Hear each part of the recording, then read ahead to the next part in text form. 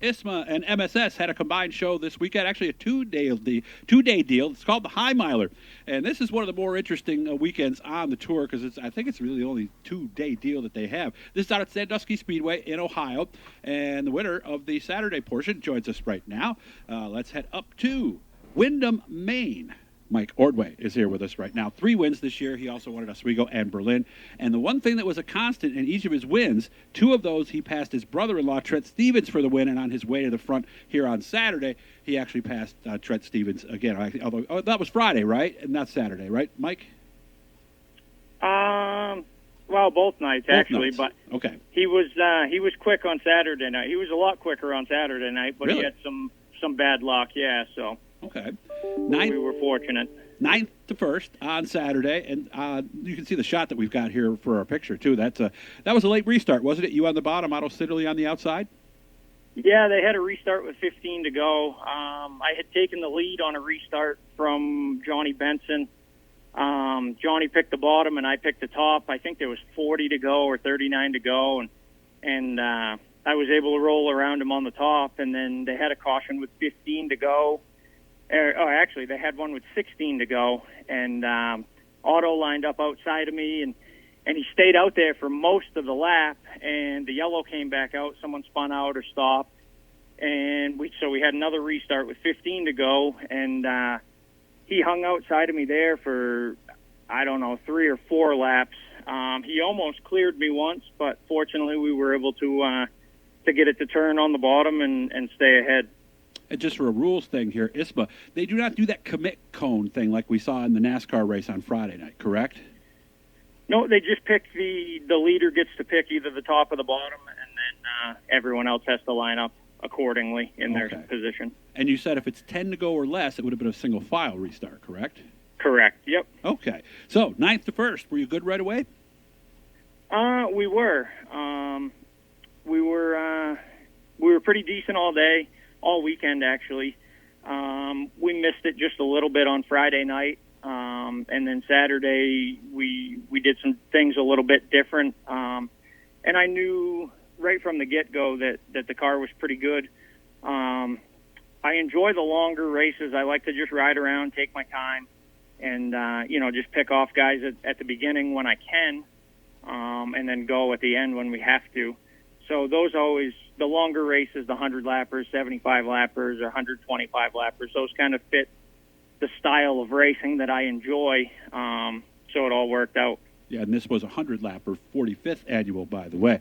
So I've seen some guys tell me, too, that when you do get 100 laps or something like that, it's kind of, you almost have to keep in mind when to race, when to lay back, and sometimes that can be kind of tough because you can only plan this stuff so much, right?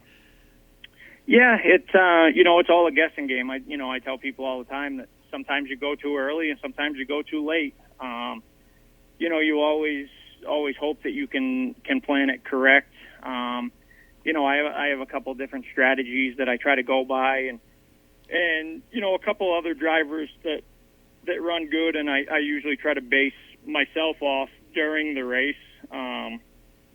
Just some stuff to keep in mind or stuff I see them doing, and see how it plays out. Yeah, I read the quote here. It was Schulich and Abold were the 2 guys you were kind of basing yourself off of, it sounded like. Yeah, those 2 guys seem to be the best in super modified long distance races. They're both, great friends of mine. I've talked strategy before with both of them, and they're always, certainly guys to beat in any race, but certainly, more so in the longer races. So I was trying to base my night off of those guys, and like I said, fortunately, it worked out for us. How do you actually do that? I mean, do you notice? Because obviously, they're starting to get big at some point, and what do? You're also looking at a tendency and where you might be able to get them at the same time, right? Yeah, it's like for example, on Saturday, DJ got by me, Schulich got by me right at the beginning. Oh. And I kind of just played it off as I know. Like I said, me and him are pretty good friends. His car owner and my car owner are good friends. So I kind of knew what they had for a package, and, they knew what we had for a package. So when DJ got ahead of me there at the start, I kind of just, if he picked off a car, I waited a lap or two, and then I tried to pick off the same car. Just tried to stay within one car of him the whole time. Mm-hmm. Otto, there was a lot of good race cars there. Otto started closer to the front. So, at that point, like you said, you kind of got to pay attention to everybody. Him and Kyle Edwards were fast, and, you can't let them guys get too far ahead. But you got to make sure you save enough so you can race at the end. Obviously, everything worked out. He's picked up his third win of the season. Friday, 9th to 3rd. How was that? That was good. Like I said, we missed it just a little bit on Friday. Some setup stuff. The car didn't come in to where we thought it was going to. And, we were fortunate enough to get up to third. And at that point, Otto and Kyle Edwards were too far ahead to run down, and then the caution come out, kind of bunched us back up. But their cars were just better than ours Friday night. Okay, how does it work? Because I know, like on dirt, you start with a tight car, it loosens up. Is it the same thing with these cars? For the most part, yeah. Everybody seems to try to tighten the cars up at the start of the race, and then as the tires wear out and the fuel burns off. Mm-hmm. Everybody seems to loosen up a little bit. And I've heard cases like where all of a sudden you're on lap 10 and you're just too darn good too early, right? Yeah, you kind of, 10, 12 laps into the race, you kind of have a pretty good idea what you're going to have for an outcome. Really? Okay, so where were you 10, 12 laps into the race on both nights then? Friday night, I'm going to guess around 6th, maybe 5th or 6th. How was the car? Did you have a good feeling about it, or did you... More so on Saturday for sure than I did on Friday. Friday, like I said, I didn't think we were going to finish as well as we did. Mm-hmm. But it kind of played out with the cautions and the way that everybody else raced. And then Saturday, I knew right from the heat race, I knew that if we made the right adjustments for the feature, we were going to have a pretty good car. And like I said, 8 or 10 laps into the race, I knew we had something I knew the car was capable of winning the race. Then I just had to do my part. Of course, Friday's race was a lot less laps too. So in a 100-lap race, when do you want to feel it starting to come to you, and when do you want it? Obviously, want it to be great on the last lap, but it has to be a little better somewhere along the way, right? Yeah. I like to have it come in just after halfway. Just enough time for what would be a shorter race. Mm-hmm. Of course, these super modifieds have a lot of different fuel cells, as many as even 7 and 8. I've heard, right? Yeah, I'm not sure if there's that many, but there's certainly maybe 6. Some guys have 3 or 4 or whatnot. Mm-hmm. Yeah, and some of them only might be a couple gallons or something because there's not a lot of room. How many fuel cells did you use on Saturday? I'm just curious. My car has multiple.